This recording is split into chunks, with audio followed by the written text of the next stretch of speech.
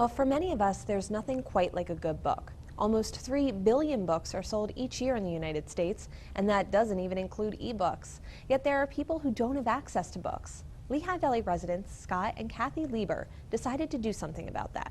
They created Judith's Reading Room, a nonprofit which supplies books to active duty members of the U.S. military. They supply children here and in developing countries with books. Since 2010, they've distributed more than 50,000 books to those who need them. Here's Tempo in Depth's Grover Silcox with more. What does a good book mean to you? It transports you out of your ordinary life and into something extraordinary. And there is still something to be said for just having a good old-fashioned book. I love to read all kinds of mysteries and novels and biographies and autobiographies and everything there is. It's everything to me, to hold a book, to feel a book. Max, Who Stole the Wizard of Oz? Like a lot of people, Kathy and Scott Lieber love to get their hands on a good book. They've shared that passion throughout their 40-year marriage. But they know that millions of people have limited or no access to books. That's why they founded Judith's Reading Room, a Bethlehem-based nonprofit which collects donated gently used or new books and distributes them to those who need them. We founded Judith's Reading Room as a legacy in remembrance of my oldest first cousin, Judith F. Krug, who was with the American Library Association for 40 years. And her main mandate was to support the First Amendment, the freedom to read. The U.S. military knocked on their door first. Active duty soldiers at Camp Phoenix in Afghanistan wanted a base library. No problem. The Liebers and their hundreds of volunteers sent the books.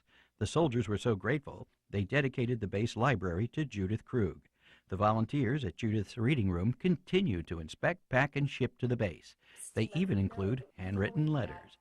Every box we've ever shipped contains a handwritten letter. We understand the loneliness. We understand that books can take you to a place that is very different from the trenches in Afghanistan. The Liebers and their volunteers get lots of thank you letters in return from the troops. Reading helps pass the time between missions and is very relaxing.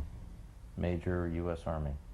Kathy and Scott also learned about the military's efforts to educate Afghan children, so they started sending children's books for the soldiers to give out. One of their major mandates at Camp Phoenix is called Operation Outreach, which is to teach children English and build schools for children in Afghanistan. Thank you for your donation of books to Operation Outreach. This will only continue in spreading goodwill from the American people to the Afghans. In many cases, these are children who've never had a book. Judith's Reading Room now sends books and libraries to kids and adults in Cambodia, Nigeria, Albania, and Indonesia, and even in the Lehigh Valley, wherever people need books. I don't care if he's in Bethlehem or if he's in New Delhi, India. It is a child's right to have a book to learn to read. Literacy itself, regardless of the language, provides empowerment. Underpinning their passion is a passion for detail, for inspecting every book to make sure it's in good condition and noting each book's value. We know that as of last month, we had packed almost 52,000 books with a cover price of $550,000 worth of books. They sort and match books to recipients, whether they're intended for Old Orchard Nursing Home in the Lehigh Valley or the USS George Herbert Walker Bush aircraft carrier in Norfolk, Virginia.